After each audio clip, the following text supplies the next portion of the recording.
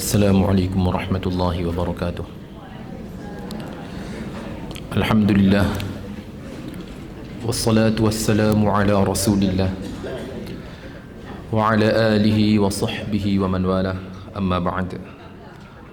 Qala rabbi shrah li sadri wa yassir li amri wahlul 'uqdatan min lisani yafqahu qawli. ولا حول ولا قوة إلا بالله العلي العظيم. Terutamanya marilah kita bersyukur kepada Allah kerana Allah Subhanahu wa taala masih memanjangkan usia kita. Seperti mana apa yang dirancang Allah memanjangkan hayat kita, dengan izinnya jua kita bertemu pada pagi ini. Mudah-mudahan kedatangan kita diterima oleh Allah Subhanahu wa taala. Yang dimuliakan ahli jawatan kuasa pelaksana program, di atas usaha keras kalian untuk mengimarahkan rumah Allah, didoakan ianya di antara ibadah yang akan menjadi saksi di hadapan Allah Subhanahu wa taala kelak. Seterusnya, para hadirin, para hadirat, tuan-tuan, puan-puan yang dirahmati sekalian. Pada pertemuan lepas, kita telah berbicara mengenai sumpah. Ada sumpah yang syar'i dan ada sumpah yang tidak terpakai.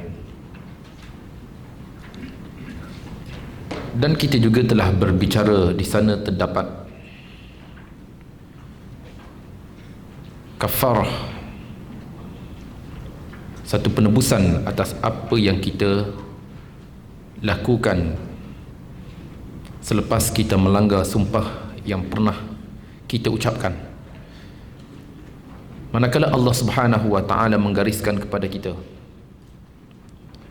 beberapa kafarah yang mesti kita tunaikan, yang mana kita juga melihat zahir ayat itu menyatakan ianya lebih terarah kepada pilihan di antara salah satu di antara ketiga-tiganya. Manakala kita juga telah berbicara tentang beberapa hukum penting, terutamanya penggunaan lafaz yang digunakan tak kala kita bersumpah. Lafaz yang digunakan oleh kita dengan lafaz wallahi, billahi wa tallahi. Bahkan di sana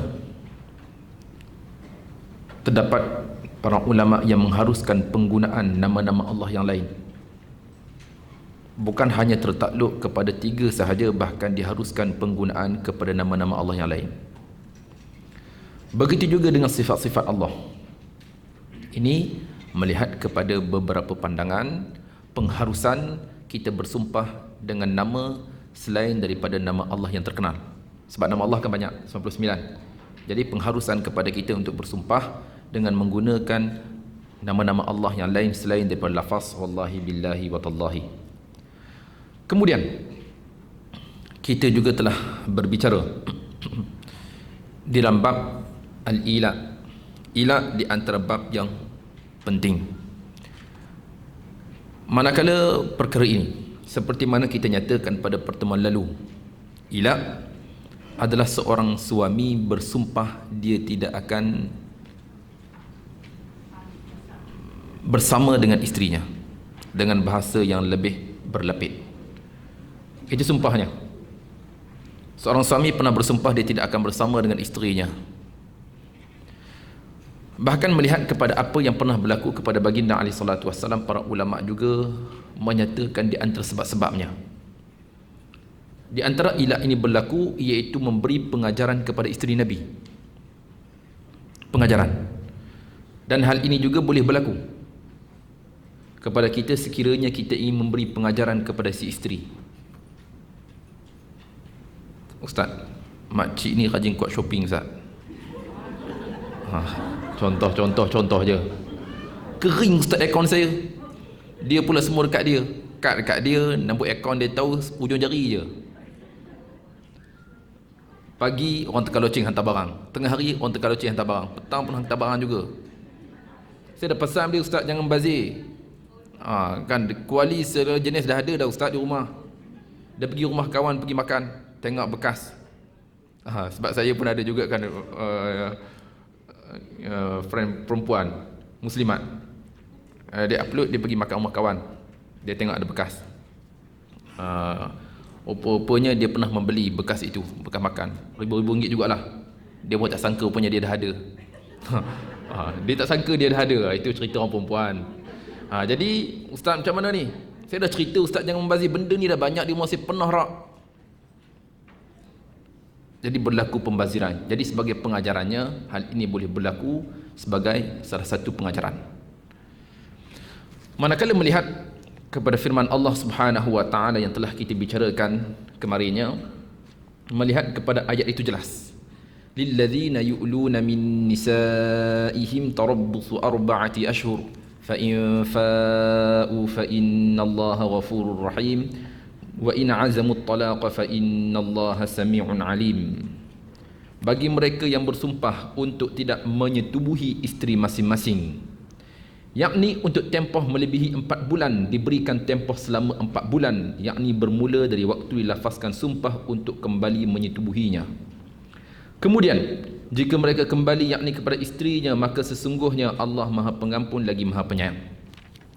Jadi melihat kepada ayat ini, Allah Subhanahu wa taala meletakkan tempoh ilah itu selama mana? 4 bulan. 4 bulan. Dia bersumpah dia tidak akan bersama dengan isterinya. Jadi dalam tempoh tersebut ialah ada keinginannya dan dia ingin kembali bersama. Boleh tak tuan-tuan, perempuan? Boleh ke tak? Boleh atau tidak dia ingin bersama? Ustaz, ini kita perlu lihat Ustaz, sama ada dia telah melalui tempoh 4 bulan ataupun tidak. Jika belum melalui tempoh 4 bulan, apa yang perlu dilakukan olehnya? Dia mesti tunggu sehingga selesai 4 bulan. Mesti tunggu. Manakala yang kedua, sekiranya ianya telah melalui 4 bulan. Ini melihat kepada firman Allah tadi, fa in fa'u fa innallaha ghafurur rahim wa in 'azamut talaqa fa innallaha sami'un 'alim. Maka sekiranya mereka ingin bersama, maka sesungguhnya Allah Maha Mengampun lagi Maha Mengasihani. Dan sekiranya mereka itu berazam untuk bercerai, ini selepas berlaku 4 bulan, selepas berlalunya 4 bulan. Tadi bila sebelum dia kena tunggu sehingga selesai 4 bulan, sebab dia bersumpah tidak akan bersama dengan isterinya. Hal ini melihat kepada penegasan daripada Allah Subhanahu wa taala menetapkan tempoh untuknya. Kemudian apabila berlalu, sekiranya dia ingin kembali, dipersilakan, dan sekiranya tidak ada lagi persefahaman, maka pada saat itu boleh berlakunya penceraian. Bahkan melihat kepada pandangan mazhab kita, ianya tidak berlaku secara automatik. Tidak berlaku secara automatik. Maknanya selepas berlalunya 4 bulan belum terjadi penceraian, melainkan sekiranya ianya dibicarakan. Manakala di sana ada beberapa pandangan yang meletakkan ianya berlaku secara automatik. Berlalunya 4 bulan, maka terjatuhnya talak. Ini melihat kepada perincian, dan insya-Allah kita mungkin akan kembali berbicara dalam perkara itu saat kita ingin menyatakan melihat kepada pandangan tadi. Kita melihat semula. Melihat kepada ayat tadi. Ayat 226, ayat 227. Sekali saya baca terjemahannya. Bagi mereka yang bersumpah untuk tidak menyetubuhi isteri masing-masing, yakni untuk tempoh melebihi 4 bulan, diberikan tempoh selama 4 bulan, yakni bermula dari tempoh dilafazkan sumpah untuk kembali menyetubuhinya. Kemudian jika mereka kembali yakni kepada isterinya, maka sesungguhnya Allah Maha Pengampun lagi Maha Penyayang. Dan jika mereka tetap ingin bercerai, maka sesungguhnya Allah Maha Mendengar lagi Maha Mengetahui. Kita kembali melihat apa kata Imam Ibn Katsir rahimahullahu taala. Maksud ilah di sini, Imam Ibn Katsir kembali berbicara kepada kita tentang ilah. Ilah iaitu sumpah. Seorang suami yang bersumpah dia akan meninggalkan isterinya, dia akan meninggalkan isteri-isterinya daripada bersetubuh. Bahkan melihat kepada ayat ini, ianya menjadi dalil yang khusus kepada isteri-isteri. Sebab Allah Subhanahu Wa Taala menyatakan bagi mereka yang bersumpah untuk tidak menyetubuhi isteri masing-masing, Allah menyatakan secara khusus, ayat ini dikhususkan kepada isteri-isteri, bukan hamba perempuan. Sebab dahulunya kita pernah berbicara, iaitu seorang lelaki itu harus ke tak dia mengahwini hamba perempuan? Boleh ke tak dia mengahwini hamba perempuan? Ya, boleh. Jadi ayat ini hanya berbicara, kata Imam Ibn Katsir rahimahullahu taala, hanya berbicara tentang isteri, bukan hamba perempuan. Dan ini juga adalah pandangan mazhab jumhur ulama. Kemudian saat Allah Subhanahu Wa Taala menyatakan tempoh selama 4 bulan. Tempoh selama 4 bulan. Di sini kata Imam Ibn Katsir rahimahullahu taala, seorang suami itu menanti dan melihat 4 bulan bermula daripada hari dia melafazkan ungkapan itu. Maknanya dia kena kira. Dia kena kira dan dia mesti ada penandaan. Dia ada kalendernya, dia kena tanda. Baik kedua-dua pihak, suami dan juga isteri. Kemudian fa'in fa'u, melihat kepada firman Allah Subhanahu Wa Taala, fa'u, maka sekiranya mereka ingin kembali, nah hidup semula, hidup bersama. Melihat kepada ungkapan Allah Subhanahu Wa Taala di sini, kata Imam Ibn Katsir rahimahullah, ianya digunakan dengan kinayah daripada jima'. Apa makna, tuan-tuan? Kita lihat semula ayat tadi, maka sekiranya mereka ingin kembali, Allah menggunakan mereka ingin kembali. Sedangkan Ustaz bukan tinggal sekali ke? Betul tak tuan-tuan, perempuan? Ketika ilak tadi, tinggal sekali ke tak? Tinggal sekali. Suami isteri ke tidak? Suami isteri lagi. Jadi sekarang Allah menyatakan, dan maka sekiranya mereka ingin kembali. Kenapa Allah kata ingin kembali sedangkan dia orang masih suami isteri? Jadi sini kata Imam Ibn Katsir rahimahullah, Allah Subhanahu Wa Taala menggunakan ungkapan kinayah daripada jima'. Apa makna? Iaitu satu bahasa yang digunakan di sini, bahasa ini membawa erti sesuatu yang lain, bukan seperti mana makna yang kita lihat di sini. Dan ini disebut dengan kinayah. Kebanyakan Arab, tuan-tuan, perempuan, ada kegunaan tertentu mereka akan menggunakan kinayah.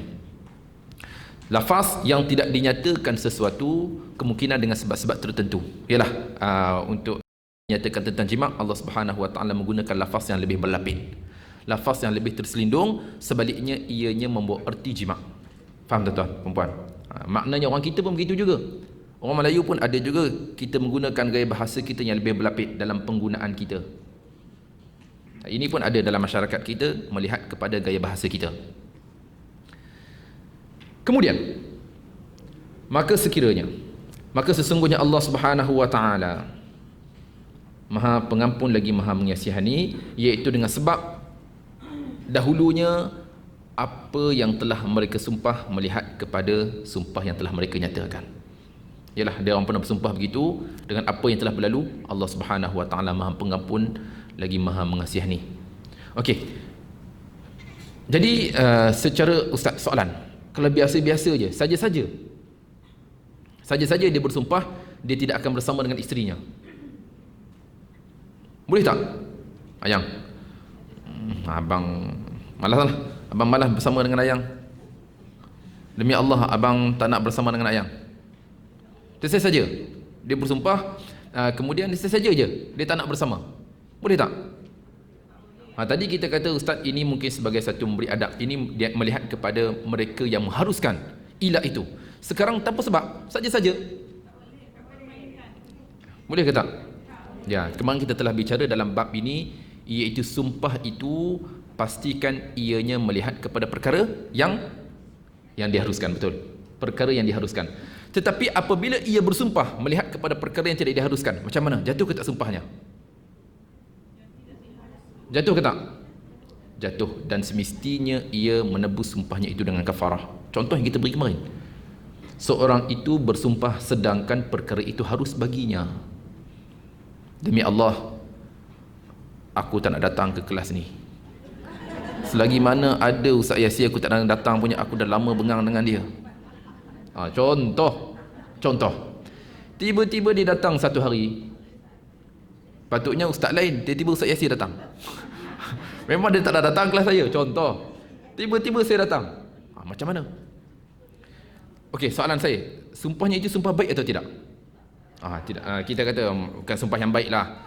Okey, sedangkan benda tu harus, benda tu ialah kita mempersaudarakan di antara kita. Sebaliknya dia bersumpah sesuatu yang lain. Kemudian apabila berlakunya pelanggaran tadi, dia kena kafarah atau tidak? Kena atau tidak? Kafarah. Kena. Dan kafarah semestinya dilaksanakan oleh beliau. Ini melihat kepada apa yang pernah kita nyatakan kemarinnya. Jadi pastikan perkara ini bukan perkara main-main. Bukan benda main-main. Yalah, sampai kita nak buat begitu, kita nak bersumpah begitu, jangan. Melainkan di sana terdapat beberapa syarat yang telah dinyatakan itu. Kemudian, tuan-tuan, perempuan yang dirahmati serta dikasihi sekalian,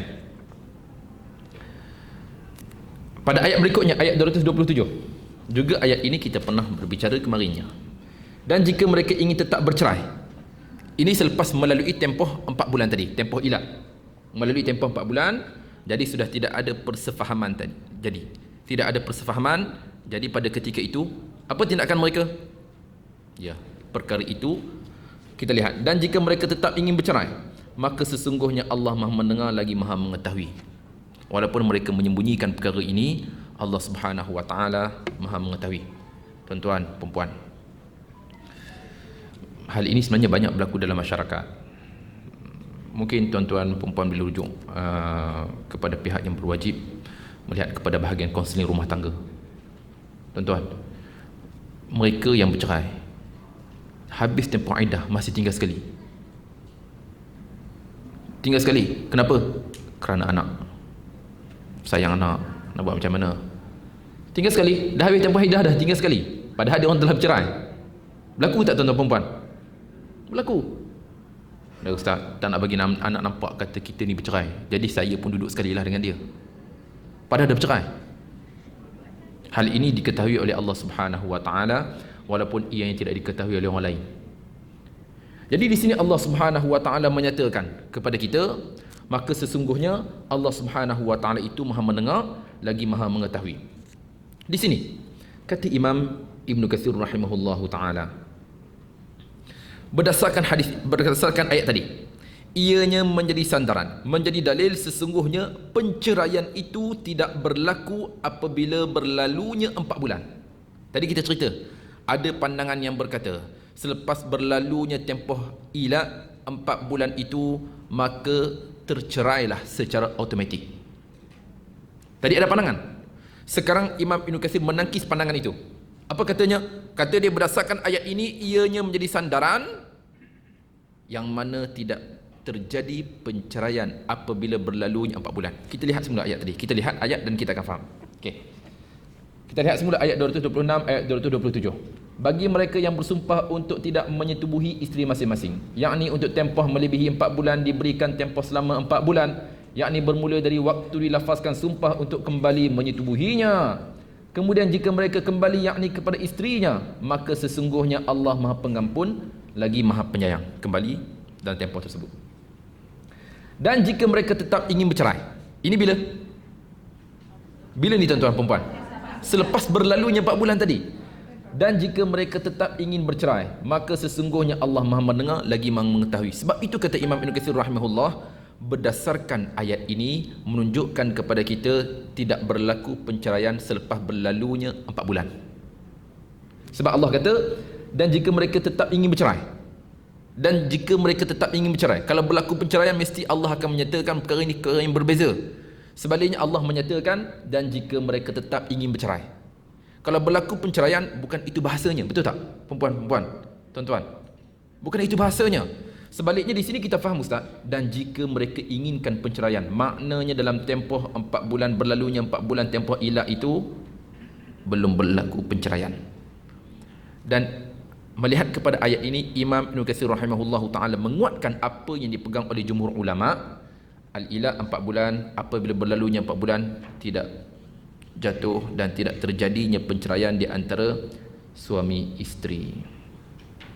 Manakala yang lainnya berkata jatuhnya penceraian, terjadinya penceraian apabila berlalunya 4 bulan. Dan hal ini juga dinisbahkan kepada para sahabat yang besar-besar, tuan-tuan, perempuan. Di antara mereka ini juga di antara pandangan dinisbahkan kepada Umar, Uthman, Ali, Ibnu Mas'ud, Ibnu Abbas, Ibnu Umar, Zaid bin Thabit. Para ulama yang lainnya Muhammad bin Sirin, Masruq, Al-Qasim wa Salim, wal Hasan wa Abu Salamah wa Qatadah wa Shuraih Al-Qadhi, dan sebilangan ulama yang lainnya. Oh, maknanya ustaz, pandangan yang kedua pun bukan pandangan yang biasa-biasa. Bahkan ianya juga disokong oleh para sahabat yang besar, yang mana mereka juga berpandangan apabila berlalunya tempoh ila 4 bulan maka terjadinya penceraian. Oh, pandangan kita ustaz, pandangan kita pandangan yang pertama, iaitu selepas berlalunya 4 bulan tidak terjadinya penceraian melainkan melihat kepada sesuatu yang dilafazkan. Okey. Ini melihat kepada pandangan mereka. Kemudian mereka juga berkata, ada juga yang berpandangan, tuan-tuan, perempuan dan rahmat sekalian, iaitu selepas berlakunya dan selepas berlalunya 4 bulan tadi terjadinya penceraian. Adapun penceraian ini adalah penceraian raja'iyah yang boleh kembali semula. Terjadinya talak 1 ataupun 2, bukan talak 3. Ini juga terdapat pandangan yang lain. Selepas berlalunya 4 bulan terjadinya penceraian. Penceraian di sini sama ada yang pertama ataupun yang kedua. Talak 1 ataupun talak yang kedua yang boleh kembali semula. Okey, dahulunya juga kita pernah berbicara dan insya-Allah kita akan bicarakan melihat kepada ayat selepas ini. Talak yang boleh kita kembali. Semua penceraian boleh kembali atau tak? Ya? Ya. Talak 3 pun boleh kembali dengan syarat bekas isterinya itu mengahwini suami yang lain, kemudian bercerai dan dia mengahwini semula si isterinya itu pun boleh kembali. Ada ke tak penceraian yang tidak boleh kembali? Ya. Ini juga kita akan cerita nanti. Ini juga kita akan cerita insya-Allah. Jadi sekarang kita kembali semula kepada kata ajar ustaz, cerita sekarang lah ustaz, nanti ustaz lupa. Saja saya tinggal benda ni hujung. Nanti hujung-hujung nanti masa pula tak ada, memang pakai tak ceritalah. Okey, kita melihat kepada kisah yang nanti insya-Allah. Okey, kita kembali semula kepada perbicaraan kita. Jadi di antara pandangan yang berkata selepas berlalunya 4 bulan maka jatuhnya penceraian di sini bukan penceraian seperti mana talak 3, tak. Sebaliknya talak di sini adalah talak yang boleh kembali semula, talak pertama atau yang kedua. Nanti kita akan cerita bagaimana sirahnya dan bagaimana ianya berlaku, sebab penceraian ianya kesinambungan daripada ayat ini. Nanti kita akan cerita dan apa yang akan berlaku, kemudian bagaimanakah ianya berlaku, semua akan dibicarakan nanti oleh Allah Subhanahu wa taala. Kemudian mungkin ada persoalan, ustaz, maaf, jika mereka yang berpandangan selepas berlalunya 4 bulan itu maka terjadinya penceraian, soalan saya, ada iddah ke tak? Ada iddah ke tak? Ada iddah ke tak? Jadi di sini juga melihat kepada pandangan Abdullah bin Abbas radhiyallahu taala anhuma.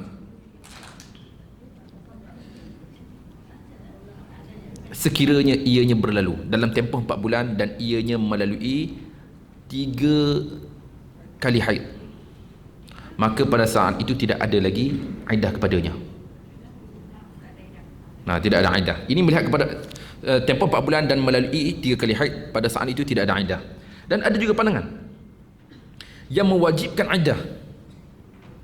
Yang mewajibkan iddah juga ini melihat kepada pandangan yang disokong oleh para ulama yang lainnya.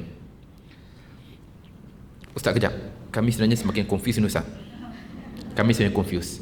Tadi ustaz cerita ada mereka yang berpandangan selepas berlalunya tempoh 4 bulan, ada yang berkata penceraian seperti mana penceraian talak 3. Ada yang berkata penceraian itu berlaku seperti mana penceraian yang berlaku pada talak 1 dan talak yang kedua. Ya, ini yang dimaksudkan oleh Imam Ibn Katsir rahimahullahu ta'ala. Manakala ini adalah pecahan daripada pandangan yang kedua. Pandangan yang pertama, yang mana dalam mazhab kita ianya tidak berlaku penceraian. Pandangan yang kedua, berlakunya penceraian, dan di situ ada dibahagikan kepada 2 bahagian. sama ada penceraian ini seperti mana talak 3 ataupun penceraian ini seperti mana talak pertama dan juga talak yang kedua. Dan insya-Allah tuan-tuan dan puan semakin jelas nanti apabila kita melalui beberapa ayat selepas daripada ini.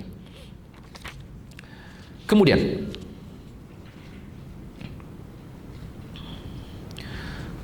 sekali lagi Imam Ibn Katsir rahimahullahu taala menukilkan dan Malik rahimahullahu taala dan juga daripada Imam Asy-Syafi'i rahimahumullahu taala menyatakan perkara yang serupa, iaitu apabila melalui tempoh 4 bulan tadi maka tidak berlakulah penceraian di antara suami isteri. Kemudian ada satu kisah yang diriwayatkan daripada Umar bin Khattab radhiyallahu taala anhu. Ceritanya tuan-tuan perempuan yang mana Umar pernah mengutus bala tenteranya. Bala tentera. Manakala bala tentera Umar ini ada dari kalangan mereka terdiri dari kalangan suami-suami. Dan mereka terpaksa meninggalkan isteri-isteri mereka. Jadi pada satu malam tak kala Umar berjalan dan mengelilingi kota Madinah, dia mendengar seorang perempuan melaungkan syair Arab. Secara ringkasnya syair itu berkisah tentang kerinduannya kepada si suaminya. Suaminya pergi berjuang, tentera. Tinggal si isterinya di rumah. Jadi isterinya pun mengungkapkan ungkapan syair dalam bahasa Arab. Secara ringkasnya syair itu lebih jurus ke arah rindu dan cinta kepada suaminya. Rindu sangat. Tak apalah, bila Umar dengar, dia balik jumpa anak perempuan di Hafsah. Dia bertanya kepada Hafsah, berapa lama orang perempuan mampu bertahan sekiranya tidak bersama dengan suaminya? Lama mana dia boleh mampu tahan? Dia boleh sabar? Kata Hafsah, sama ada 6 bulan ataupun 4 bulan je. Kata Hafsah, kata anak perempuan dia, 6 bulan ataupun 4 bulan. Lalu kata Umar, kalau begitu aku tidak akan melebihkan penghantaran tenteraku lebih daripada tempoh itu.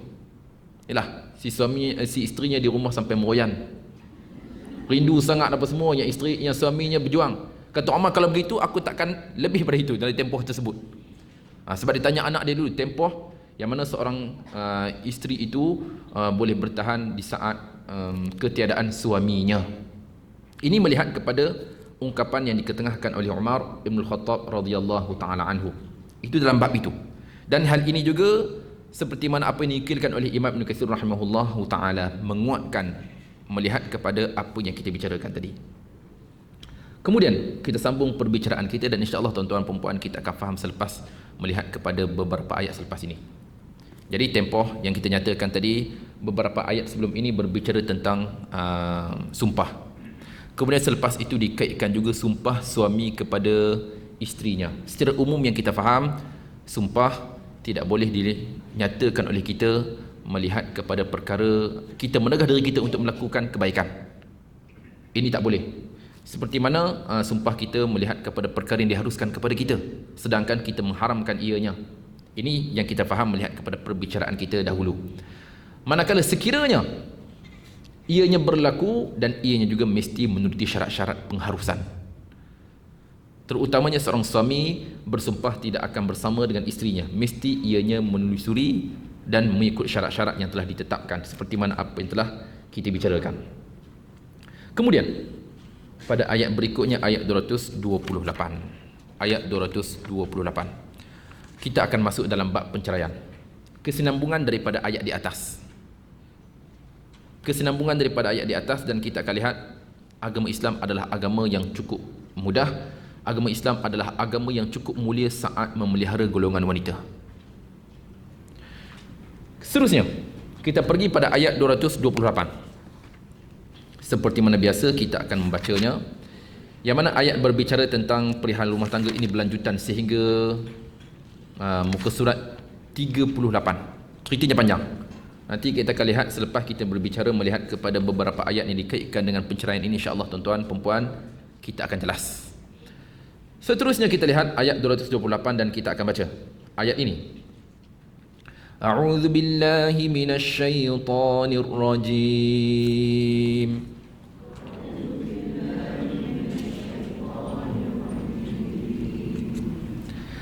والمطلقات يتربصن بأنفسهن ثلاثة قروء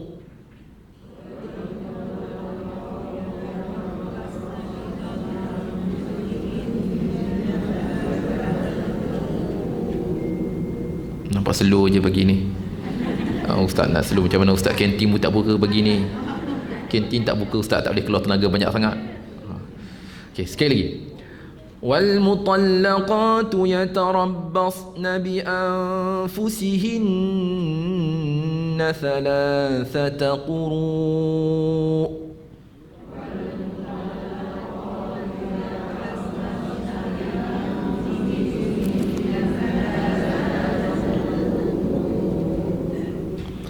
ولا يحل لهن أن يكتمن ما خلق الله في أرحامهن إن كن يؤمن بالله واليوم الآخر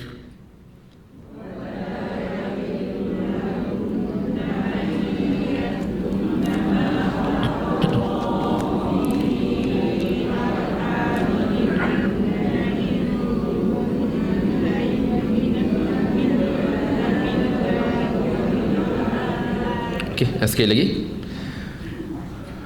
ولا يحل لهن أن يكتمن ما خلق الله في أرحامهن إن كن يؤمن بالله واليوم الآخر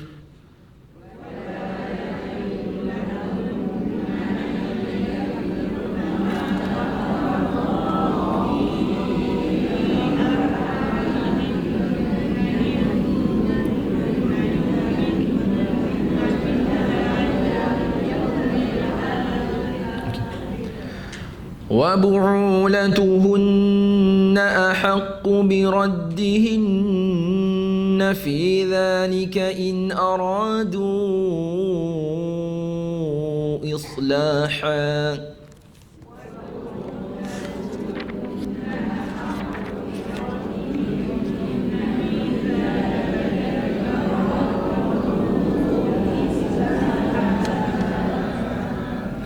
ولهن مثل الذي عليهن بالمعروف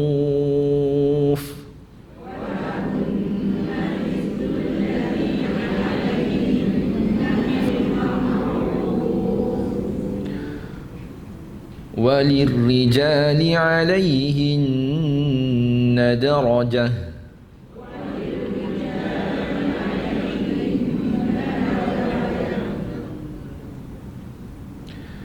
وللرجال عليهن درجة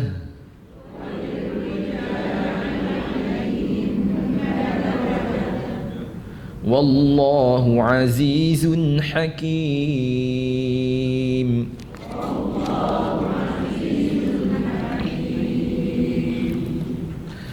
الطلاق مرتان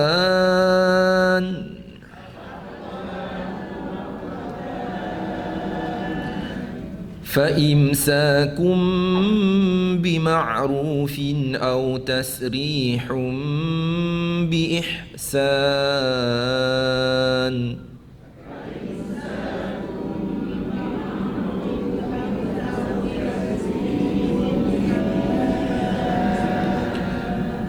فإمساكم بمعروف أو تسريح بإحسان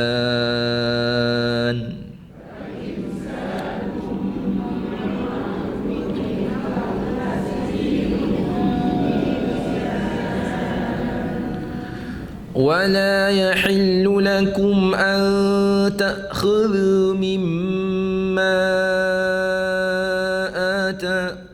ولا يحل لكم أن تأخذوا مما آتيتموهن شيئا إلا أن يخافا.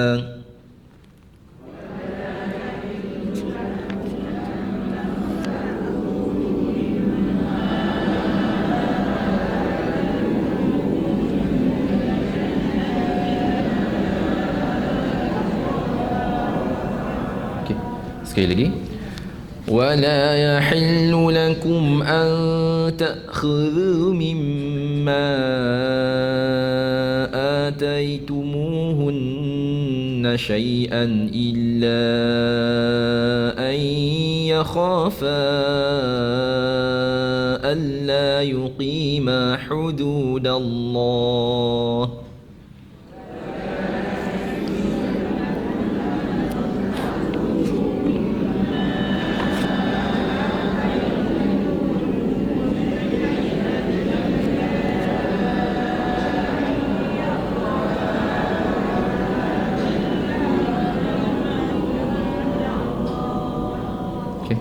Boleh? Okey. Alhamdulillah. فإن خفتم ألا يقيما حدود الله فلا جناح عليهما فيما افتدت به.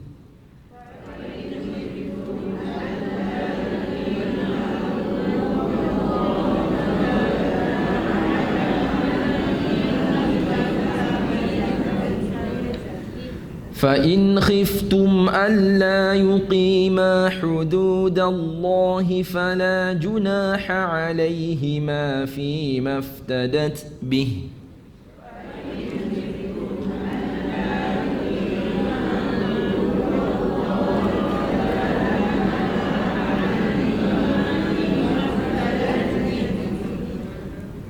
تلك حدود الله فلا تعتدوها.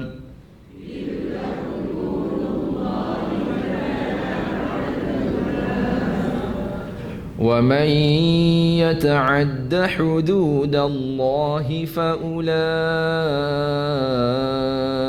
هم الظالمون.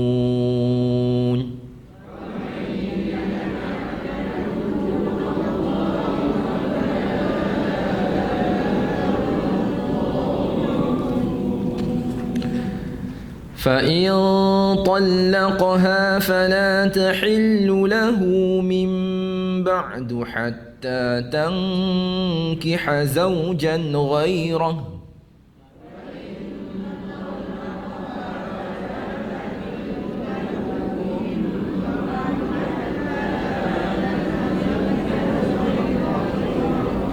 Sekali lagi. فإن طلقها فلا تحل له من بعد حتى تنكح زوجا غيره.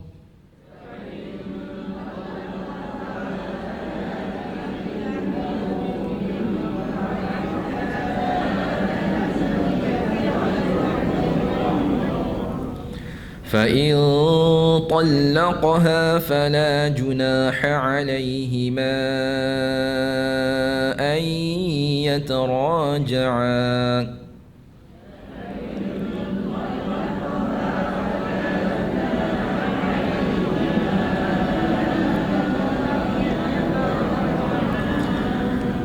فإن طلقها فلا جناح عليهما أن يتراجعا إن ظنا أن يقيما حدود الله.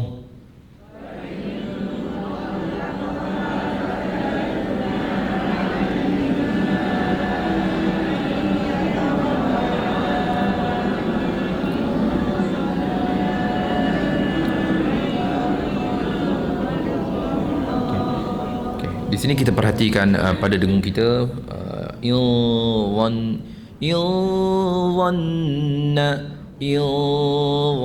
kemaskan dengung kita di situ. Okey, sekali lagi. فإن طلقها فلا جناح عليهما أن يتراجعا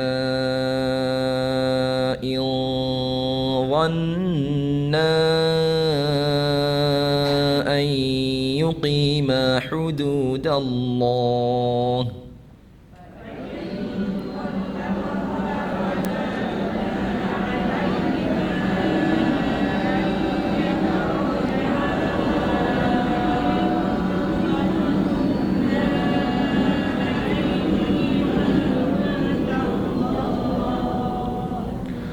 وتلك حدود الله يبينها لقوم يعلمون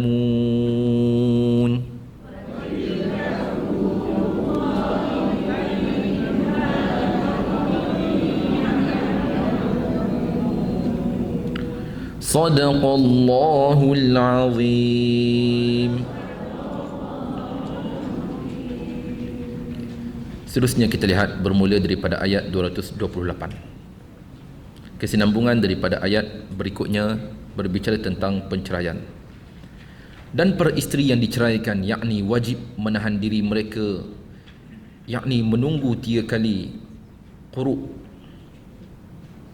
Tidak boleh bagi mereka menyembunyikan apa yang diciptakan Allah di dalam rahim mereka. Jika mereka beriman kepada Allah dan hari akhirat, dan para suami mereka lebih berhak kembali kepada mereka dalam masa itu jika mereka ingin berbaik semula, dan mereka yakni para perempuan mempunyai hak seimbang dengan kewajipannya menurut cara yang betul. Tetapi para suami mempunyai kelebihan ke atas mereka. Allah Maha Perkasa lagi Maha Bijaksana. Talak yakni yang dapat dirujuk itu 2 kali, iaitu selepas itu suami dapat menahan dengan baik atau melepaskan dengan baik.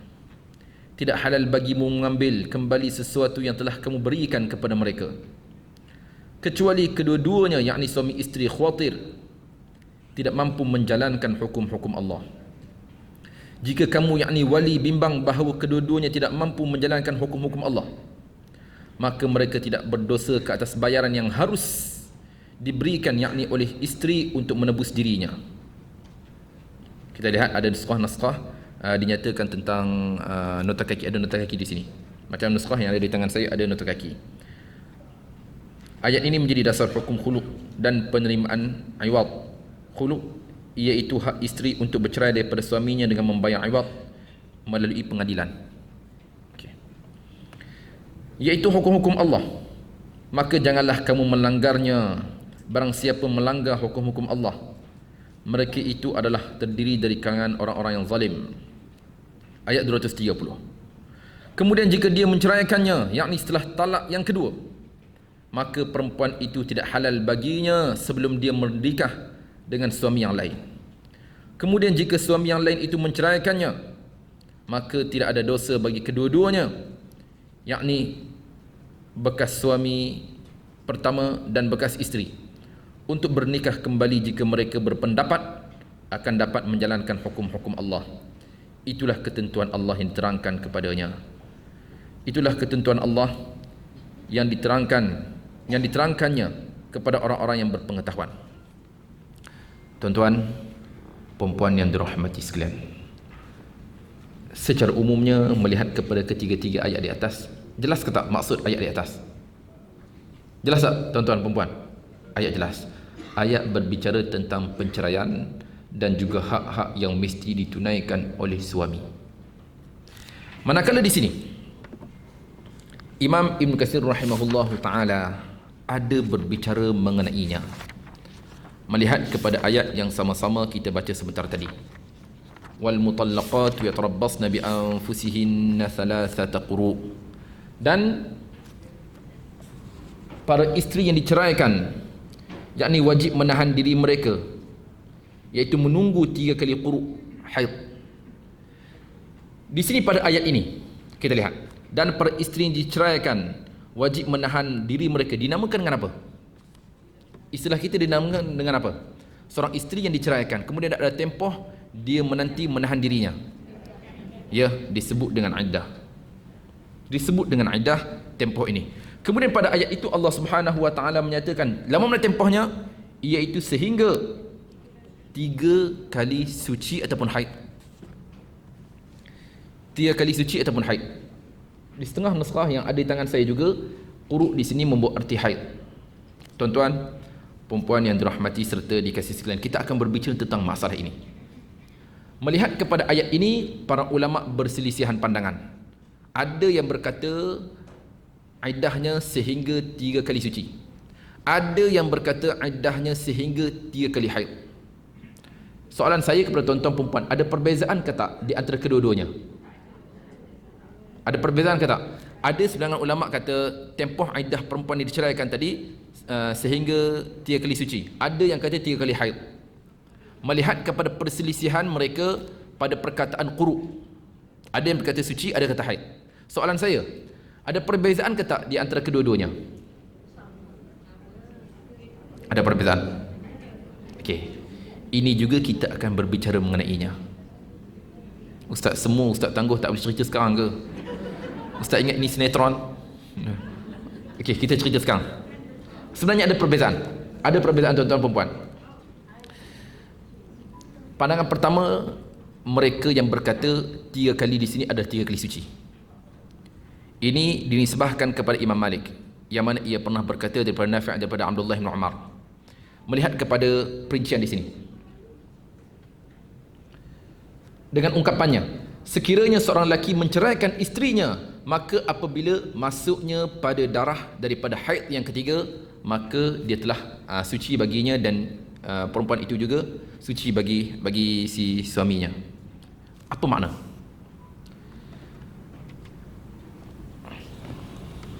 Kita perlu lihat di sini sebenarnya terdapat perbezaan.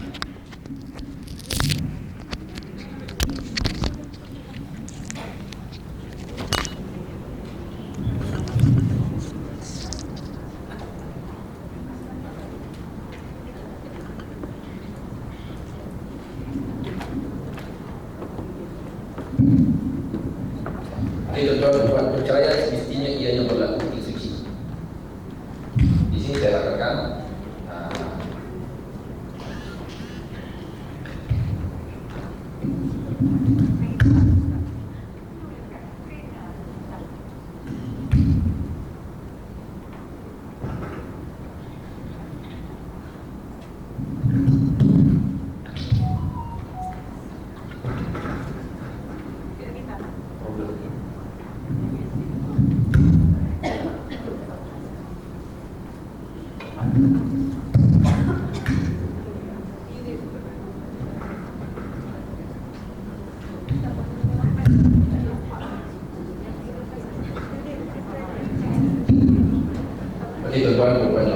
sebenarnya ada perbezaan.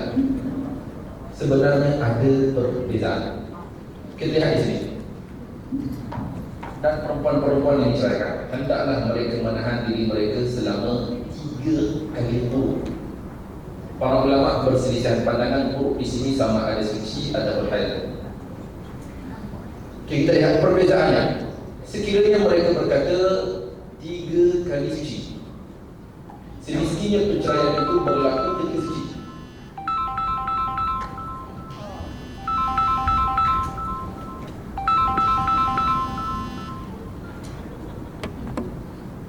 Semestinya perceraian itu berlaku ketika 3 kali suci. Ketika suci. Okey, kita lihat di sini. Pandangan pertama yang berkata quru di sini adalah suci, dan apa perbezaan di antara kedua-duanya?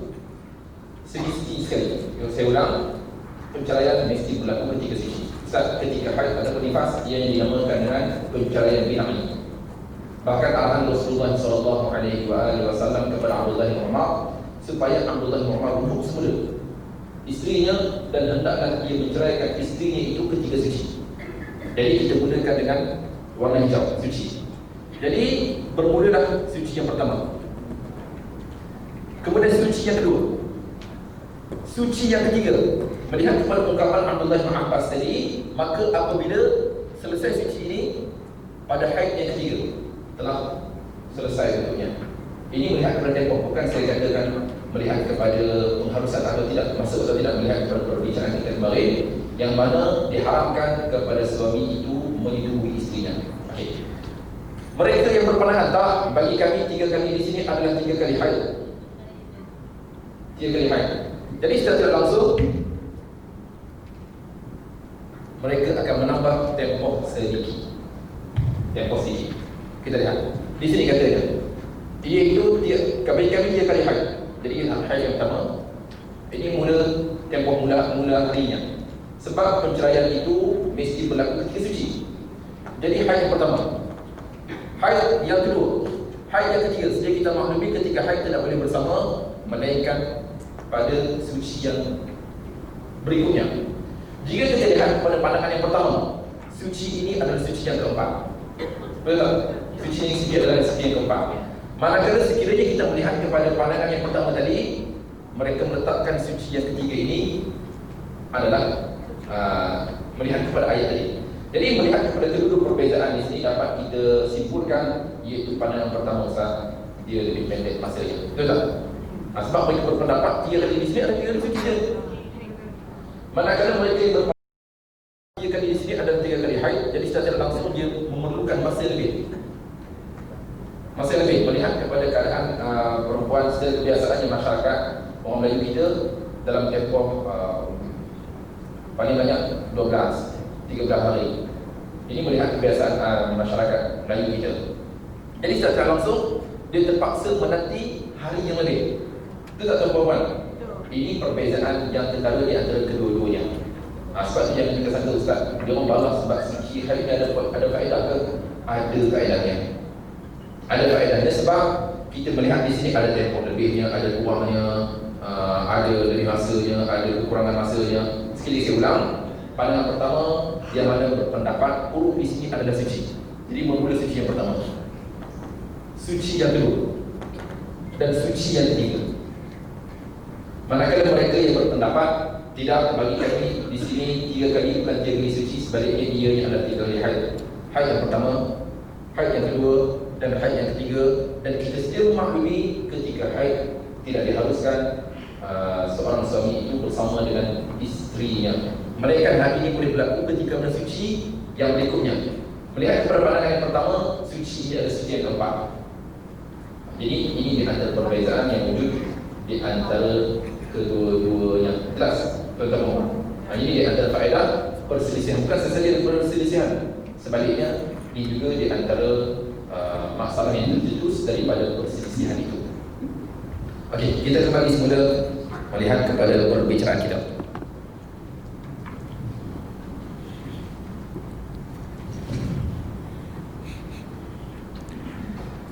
Pandangan pertama, iaitu pandangan yang dinisbahkan kepada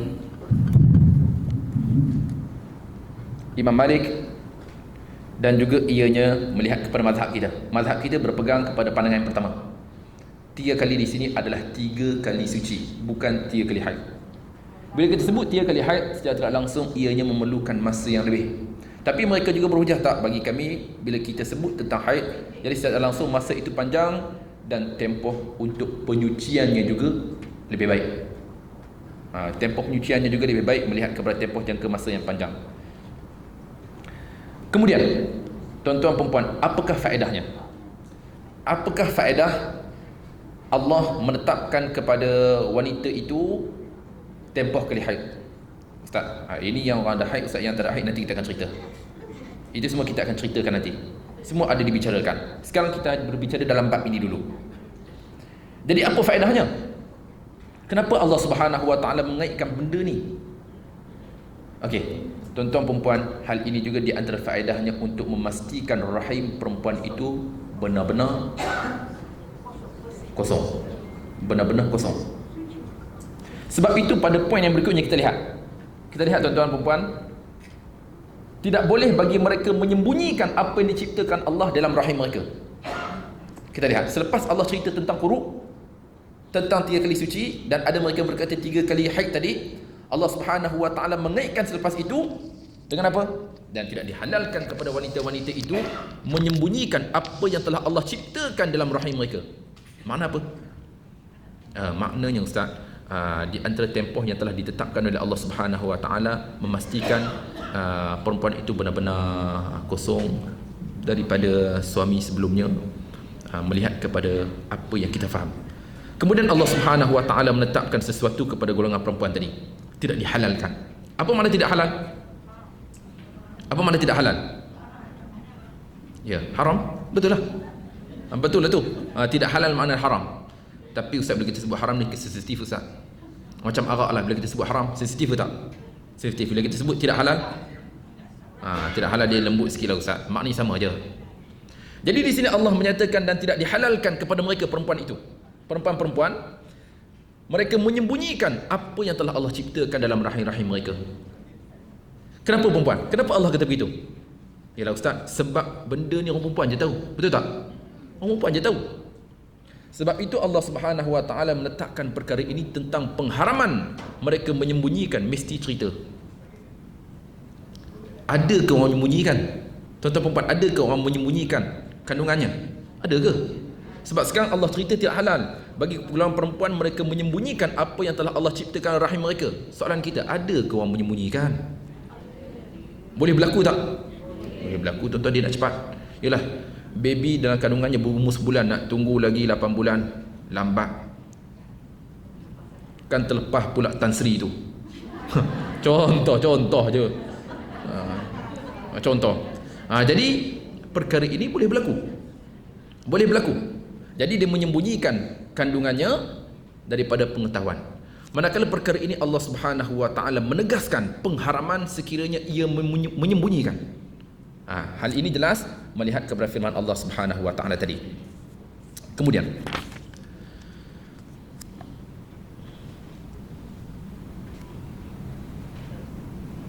tidak boleh bagi mereka menyembunyikan apa yang diciptakan Allah dalam rahim mereka. Jika mereka beriman kepada Allah dan hari akhirat, kita lihat. Jika mereka beriman kepada Allah dan hari akhirat, mereka tidak boleh menyembunyikan apa yang telah Allah ciptakan di dalam rahim mereka. Satu penegasan yang jelas daripada Allah Subhanahu Wa Taala mengenai golongan ini. Dan para suami mereka lebih berhak kembali dengan mereka dalam masa itu jika mereka ingin berbaik semula. Bila ni tuan-tuan? Allah Subhanahu Wa Taala menyatakan dan suami mereka itu lebih berhak untuk kembali kepada mereka pada ketika itu jika mereka inginkan. Pada ketika mana? Ya, ketika iddah. Itu yang pertama. Ketika iddah.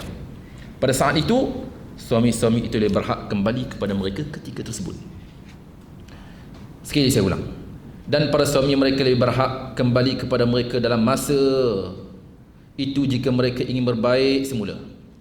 Dan mereka, yakni perempuan, mempunyai hak seimbang dengan kewajipannya menurut cara yang betul. Tetapi para suami mempunyai kelebihan ke atas mereka. Allah Maha Perkasa lagi Maha Bijaksana. Satu poin yang penting daripada Allah Subhanahu Wa Taala. Kita lihat di sini. Ungkapan daripada Allah Subhanahu Wa Taala.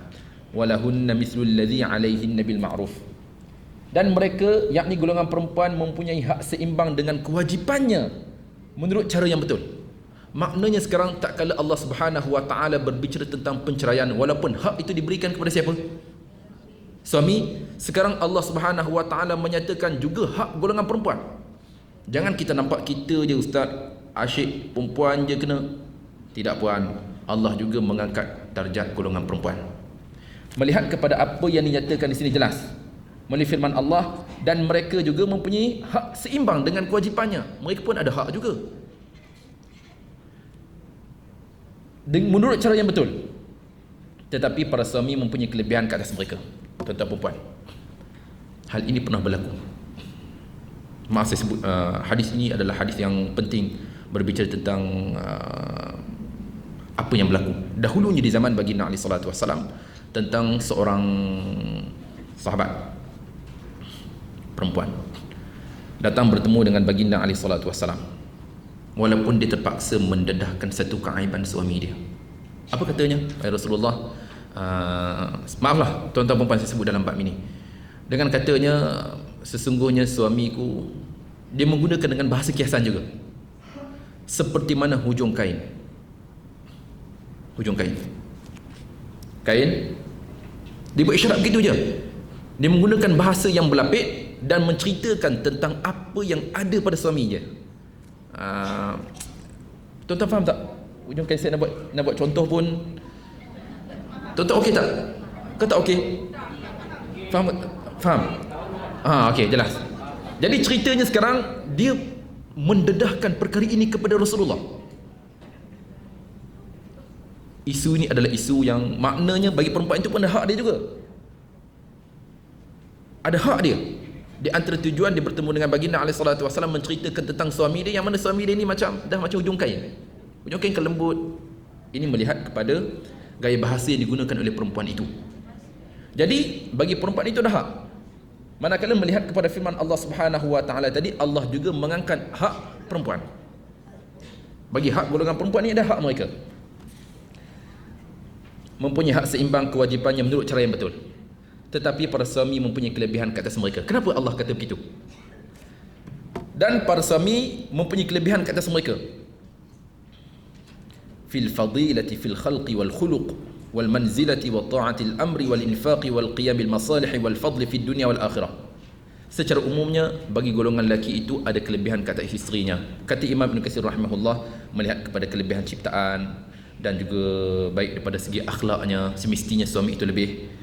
Kemudian baik pada segi ketaatannya, baik daripada segi infak kepada keluarganya, dan baik daripada segi saat dia mendirikan masalah-masalah yang diwajibkan kepadanya, tanggungjawab yang perlu dia laksanakan.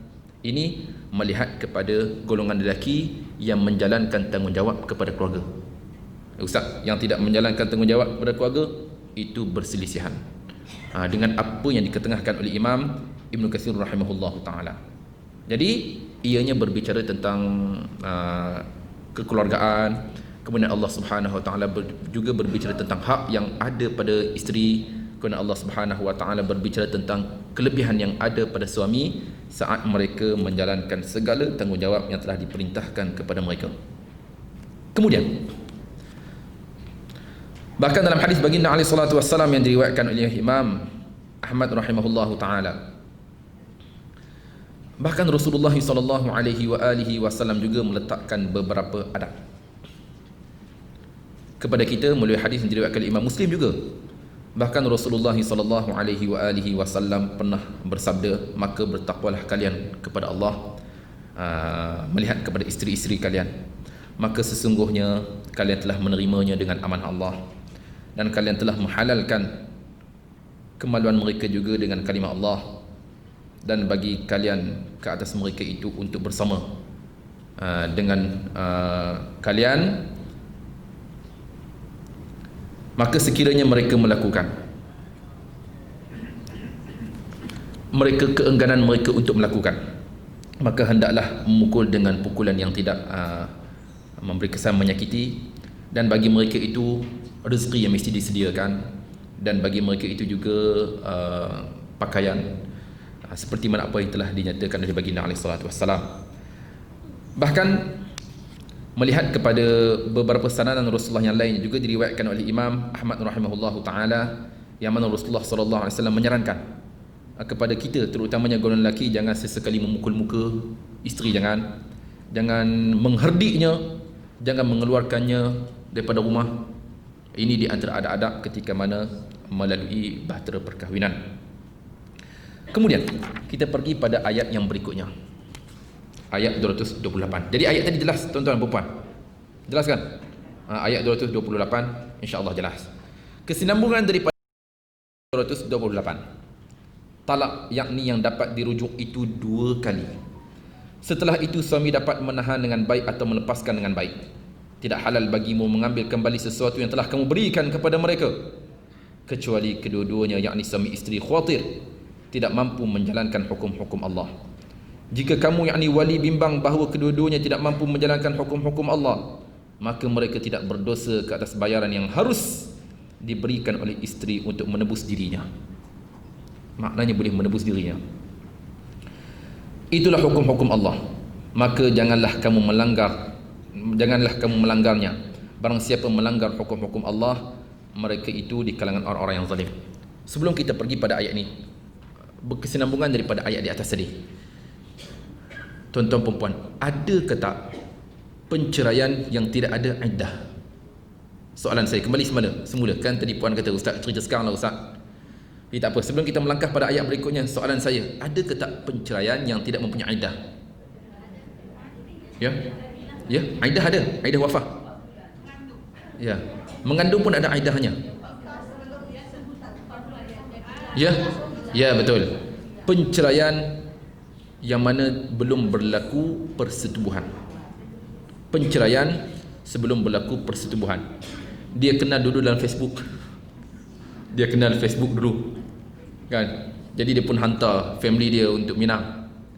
Jadi lepas kahwin dia tengok muka lain macam dalam Facebook. Dia rasa dia kena tipu. Dia rasa dia kena tipu. Yalah sekarang kan Facebook tu kami cantik kan. Kan tuan-tuan. Okey, bila tengok muka lain macam dia pada Facebook, dia pun menceraikan isterinya. Jadi si isteri itu belum berlaku lagi sentuhan tak. Baru tengok rupa-rupanya tak sama langsung dengan Facebook. Lepas akad nikah. Macam mana tuan-tuan perempuan? Ada iddah ke tak? Tak ada. Sebab dia belum lagi bersama dengan si isterinya itu. Kemudian kita kembali melihat kepada ayat 229. Kita lihat semula talak yang dapat dirujuk itu 2 kali. Faham? Jelas tak tuan-tuan, perempuan? Jelas. Talak yang dapat dirujuk itu 2 kali, maknanya penceraian pertama dan penceraian yang kedua. Soalan, Ustaz, sekiranya penceraian itu dilafazkan dengan cerai ataupun talak yang ketiga sedangkan ianya buat kali pertama, macam mana tuan-tuan, perempuan? Dia bercerai, talak isterinya dengan talak 3 sedangkan itu kali pertama. Dia bengang sangat dengan isteri dia. Dia kata, ayang, abang ceraikan ayang dengan talak 3. Contoh, mbah lah, Jawa. Mbah atuk ceraikan mbah dengan talak 3. Contoh. Macam mana tuan-tuan perempuan? Macam mana? Jatuh 1, 2 ataupun 3? Ya. Hal ini juga tuan-tuan melihat kepada apa yang pernah berlaku dahulunya di zaman baginda alaihi salatu wasallam dan juga Abu Bakar, yang mana mereka menganggap talak 3 dengan sekali sebutan sahaja ianya juga disebut dengan penceraian yang ketiga. Ini melihat kepada pandangan mereka. Dan ini juga melihat kepada apa yang berlaku di zaman Rasulullah dulu. Talak 3 terus dia jatuh walaupun ianya buat kali pertama. Apapun dalam bab ni tuan-tuan perempuan, kita perlu rujuk semula pihak yang berautoriti di setiap negeri kita. Sebab negeri kita berbeza, wilayahnya lain, Selangornya lain, melihat kepada penceraian itu. Kita kembali semula berbicara mengenai ayat tadi, iaitu penceraian yang boleh dirujuk semula itu berlaku sebanyak 2 kali. Ini pun kita faham maksudnya sini, iaitu tidak memerlukan perkahwinan selepas itu. Berbeza dengan penceraian yang ketiga, talak 3. Dia kena kahwin dulu, kemudian dia cerai, kemudian barulah bekas suami itu boleh mengahwininya semula. Okey. Kemudian setelah itu suami dapat menahan dengan baik ataupun melepas dengan baik. Kita lihat Allah Subhanahu wa taala mengangkat darjat baik lelaki dan juga perempuan semestinya melakukan hal ini dengan penuh kebaikan. Jaga baik ataupun tinggal dengan baik. Tidak halal bagimu mengambil kembali sesuatu yang telah kamu berikan kepada mereka. Kita lihat tuan-tuan perempuan, bila kita lihat ayat ini, Allah Subhanahu wa taala menggariskan kepada kita, bila kita nak kita buat cara baik, tinggal juga dengan cara yang baik. Adakah cara yang baik kita halau keluar rumah? Macam mana? Baik ke tak? Kita dulu ambil dengan cara baik. Ini juga di antara orang kita lah, orang Melayu adalah adat yang cukup tinggi. Walaupun berlaku jugalah sedikit masalah, ada. Tapi orang kita seringkali ditetapkan dengan beberapa adat yang cukup baik. Kan, bila berlaku perceraian, si suami tadi bawa semula isterinya, bawa jumpa orang tua, suami isterinya, ayah, seperti mana dulu saya ambil baik, hari ini juga saya beri dengan cara baik. Itu bahasa yang cukup baik. kata perempuan kat Malaysia ke? Saya pun tak tahu, ini contoh. Dan ianya berlaku, ada family saya pun begitu. Ini juga di antara adab yang baik saat mereka berpisah dengan cara yang baik. Seperti mana dia ambil dulu dengan cara yang baik, sekarang pun dia ingin menyerahkan juga dengan cara yang baik. Itu bahasa yang digunakan oleh orang kita. Orang kita. Ustaz, orang kita tu orang mana Ustaz? Sebab saya tahu saya tak ada pun begitu. Tapi itulah, tak ada. Tak tahulah. Kalau ada tu memang baiklah. Selaras melihat kepada apa yang dinyatakan. Kata perempuan, betul lah Ustaz kalau ada. Okay. Kembali semula. Kita lihat. Talak, yakni dapat dirujuk itu 2 kali. Setelah itu suami dapat menahan dengan baik atau melepaskan dengan baik. Tidak halal bagimu mengambil kembali sesuatu yang telah kamu berikan kepada mereka. Ayang boleh keluar sekarang, tapi ingat rantai kaki tu buang dulu. rantai kaki, gelang kaki buang dulu. Nak semula yang mana dia pernah beri dulu, masa tengah sayang dulu kan, bersedia isteri dia beri, sekarang dia minta balik. Ayang, kunci letak semula atas meja, kunci kereta, padahal nama isteri dia. Okey, jadi dalam bab ini Allah Subhanahu Wa Taala menetapkan kepada kita, iaitu jangan sesekali kita mengambil semula apa yang telah kita berikan kepada mereka. Jangan. Kemudian, tidak halal bagimu mengambil kembali sesuatu yang telah kamu berikan kepada mereka. Jelas? Jelas pada ayat tadi. Kecuali kedua-duanya, suami dan isteri itu khawatir tidak mampu menjalankan hukum-hukum Allah. Ini apa? Apa yang dimaksudkan kecuali suami isteri itu takut tidak mampu untuk menjalankan ketetapan yang telah ditetapkan oleh Allah Subhanahu Wa Taala. Ini tuan-tuan perempuan, insya-Allah kita akan sambung perbicaraan kita pada pertemuan akan datang. Masa mencemburi kita. Masa mencemburi kita. Tuan-tuan perempuan, memang saya nak cerita sebenarnya. Tengok tak sempat sebab saya nak habis hayat ni sebenarnya. Nak habis hayat sebab kita pun masih lagi panjang, sebab di sana ada beberapa perkara yang perlu kita ketengahkan melihat kepada perbicaraan kita. InsyaAllah kita akan sambung semula nanti pada pertemuan akan datang, juga bermula daripada ayat 229. Kita akan cerita semula tentang pembahagiannya. Bahkan mengenai ayat penceraian tidak banyak dibicarakan dalam Al-Quran. Di sana Allah ada menceritakan petikan daripada surah At-Talaq, dan juga bermula daripada ayat 227 sehingga ayat 237 surah Al-Baqarah. Ini di antara ayat-ayat yang berbicara tentang penceraian dalam kekeluargaan, dan ianya boleh berlaku melihat kepada apa yang sempat kita bicarakan pada hari ini. Jadi tuan-tuan perempuan yang dirahmati serta dikasihi sekalian, melihat kepada perbicaraan kita pagi ini, beberapa faedah yang dapat kita simpulkan hasil daripada awal perbicaraan kita. Yang pertama, saat kita bersumpah, pastikan sumpah itu adalah sumpah yang patuh syariat. Pastikan sumpah kita adalah sumpah ketaatan.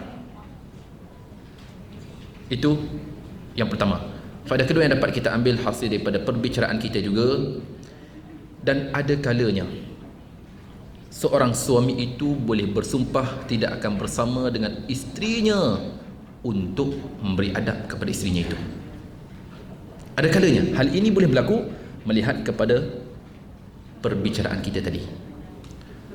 Manakala yang ketiga, Allah Subhanahu Wa Taala menetapkan bagi seorang perempuan itu, apabila ianya diceraikan, tempoh iddah yang akan dilalui olehnya selama 3 quru. Dan kita juga telah berbicara maksud melihat kepada quru. Ada yang berkata quru ini apa tuan-tuan perempuan? Haid. Ada yang berkata quru 3 kali suci. Ada perbezaan tak di antara kedua-duanya, quru, suci dan juga haid? Ya, ada perbezaan Ustaz. Kalau kita kira melihat kepada tempoh suci Ustaz, dia lebih pendek. Kalau mereka yang berpegang tempoh ini melihat kepada tempoh haid, ianya lebih panjang melihat kepada perkiraan kita tadi. Manakala kita juga dapat melihat beberapa adab yang diterapkan oleh Allah Subhanahu Wa Taala dalam hubungan kekeluargaan, iaitu sifat ihsan di antara suami isteri. Suami isteri, sebab itu tuan-tuan perempuan, kita tidak dalam bab ini kita perlu melihat Al-Quran. Kita perlu merujuk semula kepada Al-Quran. Sebab seorang yang berbicara tuan-tuan perempuan, belum tentu dia adalah yang terbaik untuk berbicara dalam bab ini. Betul tak perempuan? Dia pakar kaunseling rumah tangga, dia sendiri pun tak terurus. Maaf saya sebut dalam bab ini tuan-tuan. Sebab itu kita kembali merujuk Al-Quran. Sebab Al-Quran berbicara tentang perkara yang realiti. Seorang manusia yang terbaik atas muka bumi membacanya kepada kita, yang mana ianya diturunkan daripada Allah Subhanahu wa taala kepada kita. Jadi apabila kita berbicara tentang ini, kita perlu melihat dan merujuk Al-Quran yang padat dengan pengisahan dan pedoman yang dapat kita ambil melihat kepada hal-hal yang berkisah tentang kekeluargaan. Faedah kelima yang dapat kita ambil hasil daripada perbicaraan kita juga, iaitu di sini Allah Subhanahu wa taala menetapkan kepada kita pengharaman kepada seorang suami untuk meminta kembali apa yang pernah ia berikan kepada isterinya. Jangan sesekali ia memintanya kembali. Melihat kepada penegasan daripada Allah Subhanahu wa taala pada perbicaraan kita itu. Jadi tuan-tuan dan puan-puan rahmat sekalian, wallahu taala alam wa la ilma illa ma 'allamtana innaka antal alimul hakim wa la haula wa la quwwata illa billahil azim. Saya minta maaf, hari ini kita tak sempat untuk berbicara tentang cara untuk kita mengira dan menilai pembahagian haid dan juga bahagian-bahagiannya. Minta maaf, dan insya-Allah kita akan pergi pada pertemuan akan datanglah. Ustaz dah berapa kali Ustaz tangguh ni Ustaz? Ini dah kali ketiga Ustaz tangguh. Tak apalah, jika panjang usia insya-Allah kita akan pergi pada pertemuan akan datang. Kita akan kembali semula berbicara dalam bab itu tentang pembahagian cukup penting, terutamanya untuk kita menilai dan melihat. Sebab kadang-kadang kita takut kita meninggalkan puasa sedangkan kita wajib puasa. Kita berpuasa sedangkan kita tidak boleh untuk berpuasa. Kita solat sedangkan kita tidak boleh untuk solat. Kita meninggalkan solat sedangkan kita wajib untuk solat. Itu yang kita risau. Dengan sebab kita tidak mampu untuk membezakan di antara darah-darah. Jadi wallahu taala alam. Saya mohon maaf sekiranya muka kata saya untuk mana-mana pihak atau ungkapan saya untuk peribadi. Tuan-tuan, perempuan yang disayangi sekalian, saya mohon diberikan kemaafan atas ketelanjuran budi bicara. Wallahu taala alam. Wassalamualaikum warahmatullahi wabarakatuh.